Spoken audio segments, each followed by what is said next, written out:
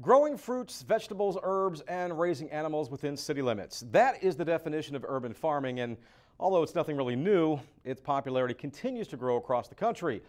Understandably so, considering that by 2030, it's been projected that 60% of the world's population will live in cities, meaning the increased demand for food. Well, here in Georgia, there's one urban farm that's already building a foundation for the future.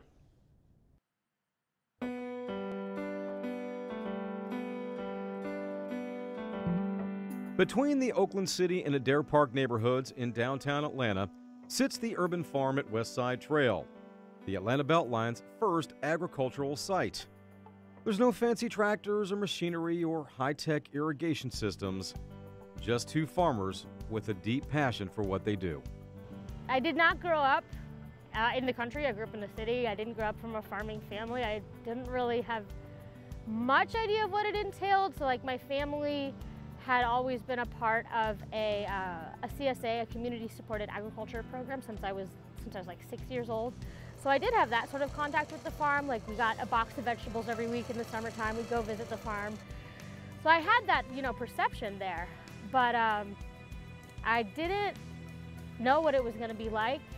And then when I started farming, it's just one of those things where you look around and then you can't imagine ever doing anything else. To be able to take the site from what it was to what it is now, it's a big challenge. Coming out here when we first visited the site and seeing just how rough kind of the ground was.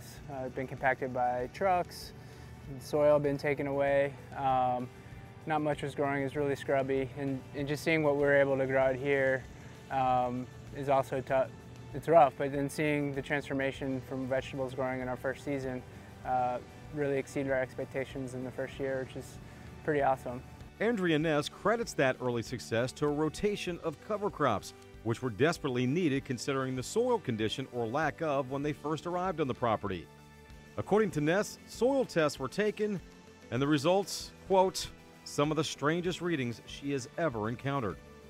Super high sulfur, super low phosphorus, like very little organic matter, basically saying like there wasn't much there to work with. We knew it was gonna be a big endeavor, but seeing those results really drove it home. We're like, oh yeah, this is not land that's ever had anything growing on it before. Like it's totally new. We're actually not the only farm over in this general area. There's actually a fair amount of urban farms doing their thing over in the West End, Capitol View, but it's not enough.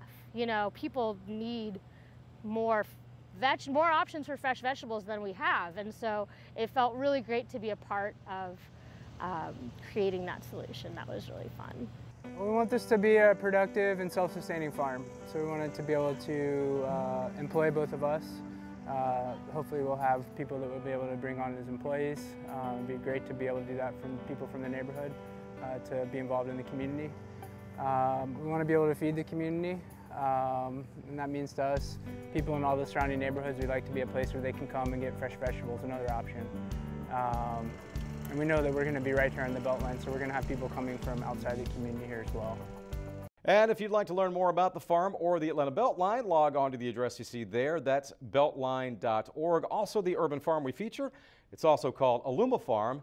They have their own Facebook page, lots of really good info and pictures on there, so feel free to browse it for more information on the latest happenings and times that you can visit the farm.